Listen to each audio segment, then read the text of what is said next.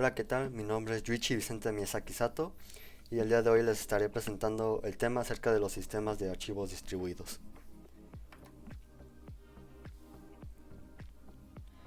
Bueno, como punto de partida quisiera dar a conocer algunos tópicos que vamos a estar viendo, por así decirlo, en esta presentación, que serían la introducción, la arquitectura de un sistema de archivo distribuido, un ejemplo de un sistema de archivo distribuido y por último algunas aplicaciones.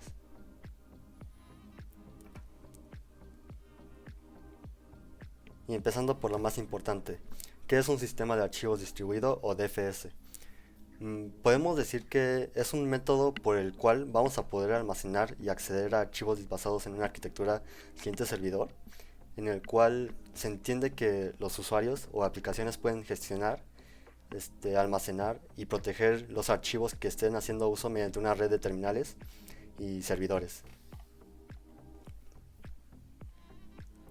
Y bueno, y ahora quisiera comentar algunas características principales del DFS, que el primero es la transparencia de acceso.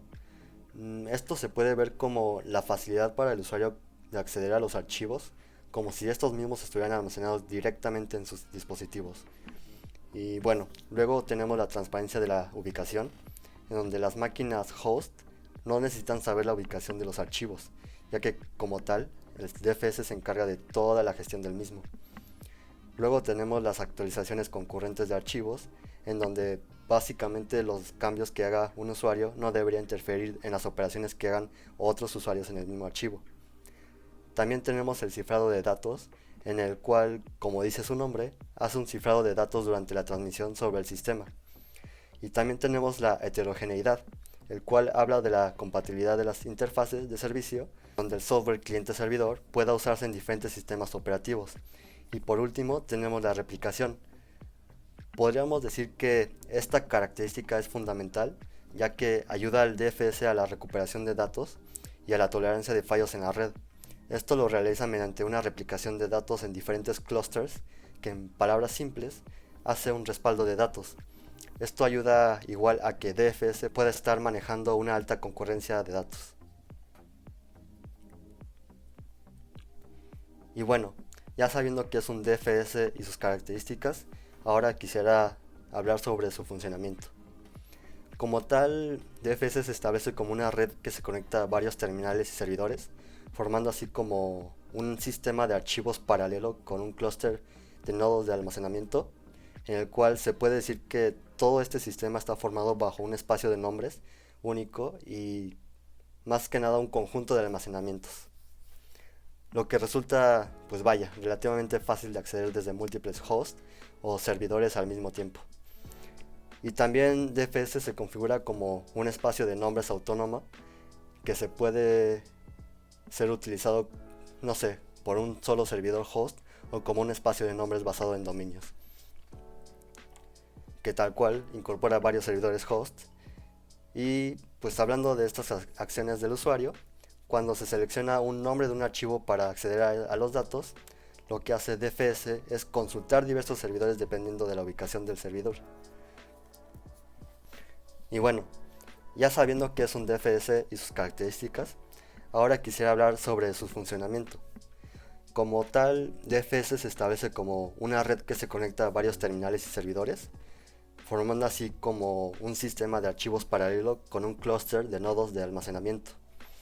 Y se puede decir que todo este sistema está formado bajo un espacio de nombres único y un conjunto de almacenamientos, lo que resulta, pues vaya, relativamente fácil de acceder desde múltiples hosts o servidores al mismo tiempo.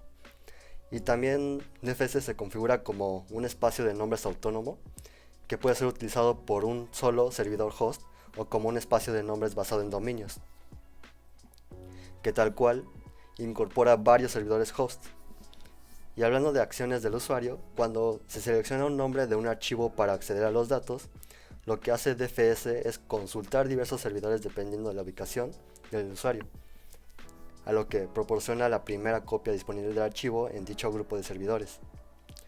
Por lo cual, como ya había explicado antes, la replicación hace la función y como resultado todos los cambios se reflejan en todas las instancias de dicho archivo en los nodos del servidor.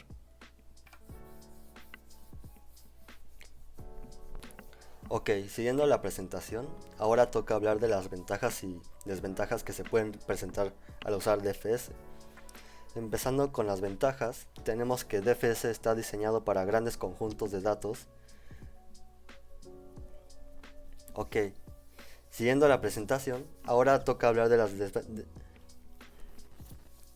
Ok, siguiendo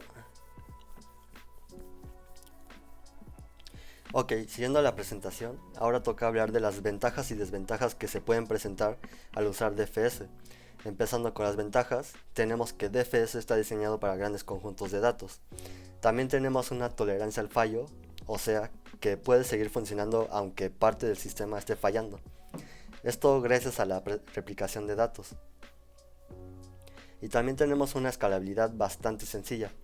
Esto se hace mediante la agregación de nuevos nodos al sistema. Y por último tenemos su simplicidad, que resulta de la escalabilidad modular que tiene DFS. Esto lo hace bastante fácil para implementar en cualquier ámbito.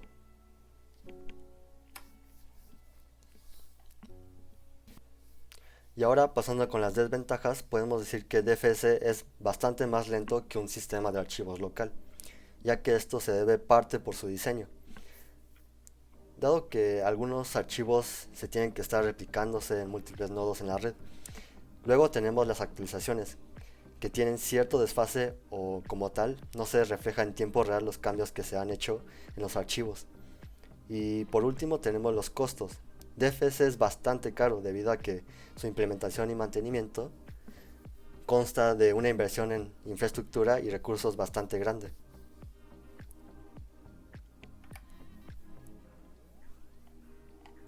Y bueno, ahora pasando al siguiente tópico, vamos a hablar de cómo se conforma la arquitectura de un DFS. Bueno, más que nada, la arquitectura logra estructurar las principales responsabilidades de la gestión del acceso de archivos. Y esto principalmente se conforma de tres componentes clave, que sería el servicio de archivos plano, el servicio de directorios y el módulo cliente.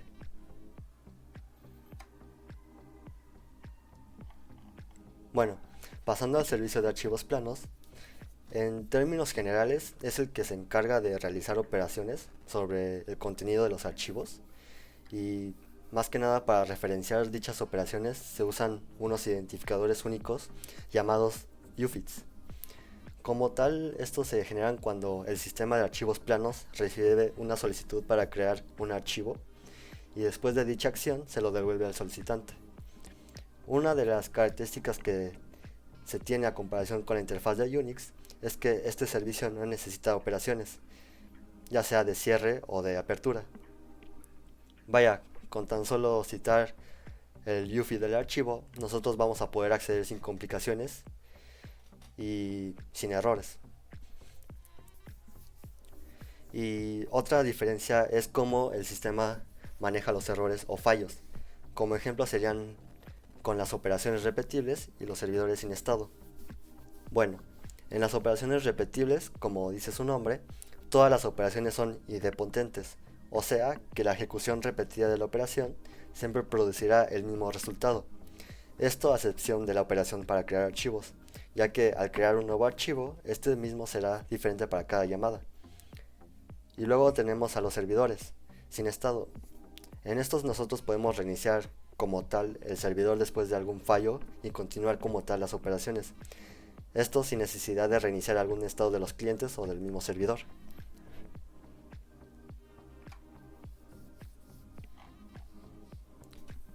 Y como ejemplo de cuáles son las operaciones que se realizan en el servicio de archivos planos, tenemos que son 6. Pero primero quisiera hablar de los parámetros de dichas operaciones, los cuales son File ID, que sería el identificador único del archivo, y que vendría siendo la posición del primer byte, N, que sería el número de elementos dentro del archivo a los cuales nosotros nos estamos refiriendo, y data, que sería el resultado de haber leído un archivo. Bueno, las operaciones serían la de leer, read, la de escribir, write, create para crear un nuevo archivo, delete para borrar un archivo, y para obtener los atributos de un archivo, get attributes, y para colocar atributos, set attributes.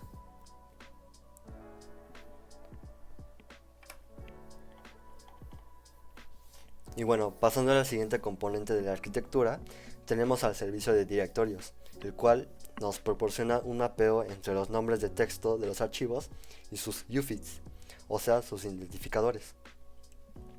Como tal, los usuarios pueden obtener un UFID de un archivo simplemente proporcionando su nombre de texto al servicio de directorios, o de forma resumida, el servicio actúa como un traductor entre los nombres legibles por los usuarios a los UFIDs. Esto para que internamente el sistema pueda gestionar y acceder a dichos archivos.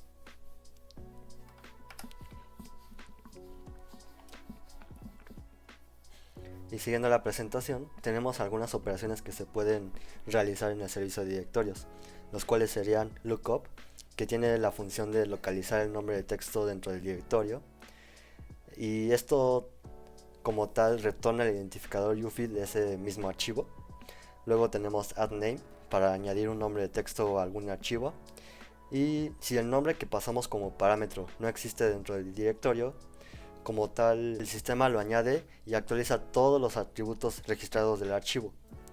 Luego tenemos un name, que simplemente es eliminar el nombre de texto del directorio, y por último tenemos getNames, el cual pues pasaremos como parámetro la expresión regular pattern, y como resultado nos devolverá todos los nombres de texto dentro del directorio, más que nada los que coincidan con dicha expresión.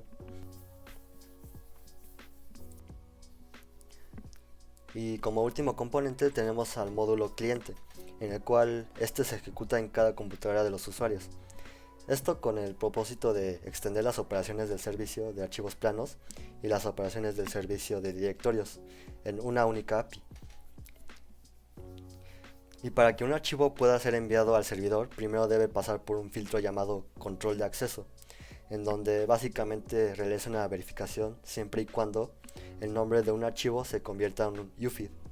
Como tal, con cada solicitud del cliente, este se le envía al servidor la identidad del dicho usuario y comprueba todas las operaciones que se requieren realizar al archivo.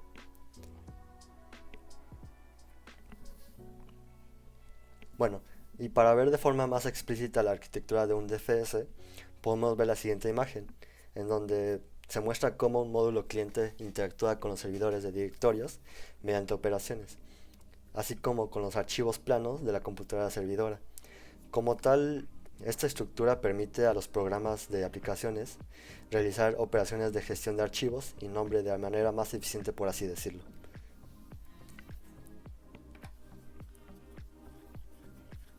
Y ya pasando al tercer tópico, quisiera dar a conocer el sistema de archivos distribuidos SEP. Bueno, para empezar, ¿qué es SEPFS?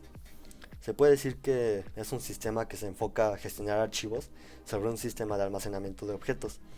SEP sigue los estándares POSIX para los archivos compartidos y RADOS para su almacenamiento.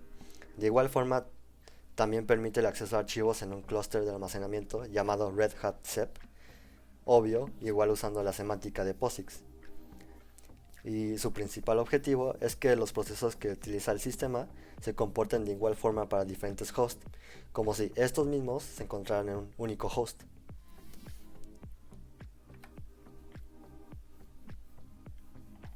Bueno, ¿y cómo funciona SEPFS?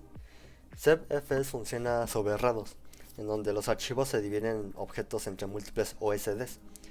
Se puede decir que los OSDs son bloques de almacenamiento en donde se gestionan los datos, y dichos OSDs se distribuyen mediante hashing. Como tal, cuando un cliente solicita un archivo, RADOS localiza y recupera los objetos necesarios, permitiendo el acceso casi inmediato del archivo. Incluso si algunos OSDs fallan durante el proceso. Bueno, ¿y cómo SEPFS se comunica con RADOS? Esto lo hace mediante MDS, por sus siglas Metadata Servers, en donde este realiza operaciones de archivos, proporciona toda la información actualizada sobre los objetos en RADOS, mientras que la caché resultante los guarda en los OSDs. Se puede decir que a los clientes se les garantiza la información más actualizada gracias a MDS.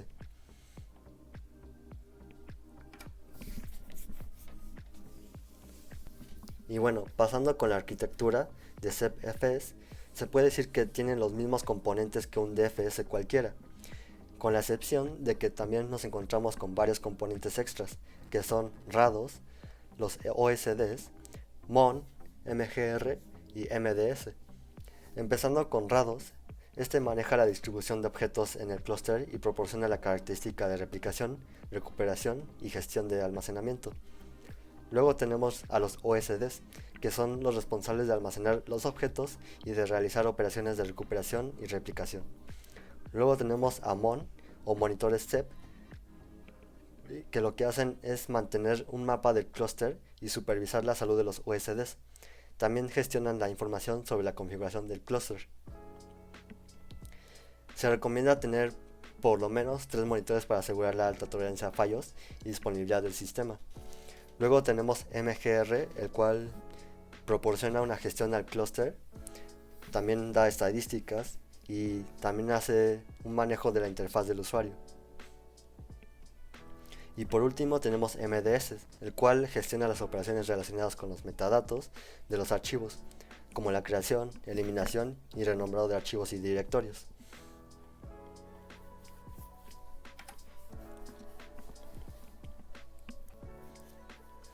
Y también quisiera explicar algunas características adicionales que tiene SEP, como su escalabilidad horizontal, su alta disponibilidad, la posibilidad de autorreparación y su multinencia. Y bueno, empezando con su escalabilidad horizontal, SEP permite agregar nuevos nodos de almacenamiento de una manera muy sencilla, lo que lo hace muy fácil de expandir en clúster según las necesidades. Luego tenemos su alta disponibilidad, debido a que gracias a sus OSDs, el sistema no se detiene aunque algún monitor o componente falle. Y luego tenemos la autorreparación. ¿Qué quiere decir esto? Bueno, habla sobre la identificación de cualquier fallo de los OSDs y su proceso automático de recuperación. Esto tiene que ver mucho con la característica de replicación de objetos perdidos. Y por último tenemos la multinencia, el cual nos permite acceder al mismo clúster de almacenamiento de manera segura y aislada, lo que puede dar un uso cuando hablamos de aplicaciones en la nube o soluciones de almacenamiento compartido.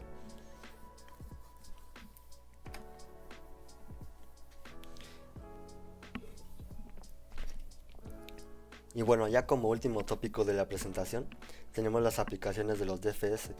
Se puede decir que los DFS tienen una amplia gama de aplicaciones, ya sea para el almacenamiento de la nube, el Big Data o los entornos de virtualización y contenedores. Y más que nada para los entornos de virtualización y contenedores, las aplicaciones o plataformas más representativas son VMware, OpenStack o Kubernetes, en donde se puede decir que hacen uso de los DFS, ya que estos proporcionan almacenamiento persistente en máquinas virtuales y contenedores. Y para hablar del almacenamiento de la nube y Big Data, quería mostrarles una tabla de comparaciones. Empezando con S3 de Amazon, su mayor fortaleza se encuentra en su escalabilidad y alta disponibilidad, y esto es comúnmente utilizado para grandes empresas como tal. Algunas de sus debilidades serían su complejo manejo y su gran costo a largo plazo. Luego tenemos a Google Drive, que destaca por su facilidad y compatibilidad con otros servicios de Google, pero tiene limitaciones cuando se manejan grandes volúmenes de datos. Esto se debe a que está enfocado al uso personal y no empresarial. Luego tenemos a Dropbox, que también destaca por su facilidad de uso, pero igual que Google Drive, está limitado para grandes empresas o Big Data. Luego tenemos a Hadoop, que pues su mayor fortaleza es el procesamiento y almacenamiento distribuido de Big Data. También es ideal para manejar volúmenes de datos, pero su debilidad es meramente técnico, ya que requiere mucha experiencia para realizar la implementación y gestión del mismo. Y por último tenemos ZepFS, el cual ofrece flexibilidad y rendimiento ajustable para empresas, con soporte tanto para almacenamiento de bloques como de objetos. Pero igual que Hadoop, se necesita experiencia y conceptos técnicos para la configuración. Bueno, como conclusión, quiero decir que ZepFS es impresionante en términos de robustez y flexibilidad, y que se me hace para mí un perfecto ejemplo para demostrar un sistema de archivos meramente distribuido muy bien diseñado. Aquí les dejo algunas referencias bibliográficas y muchas gracias por su atención.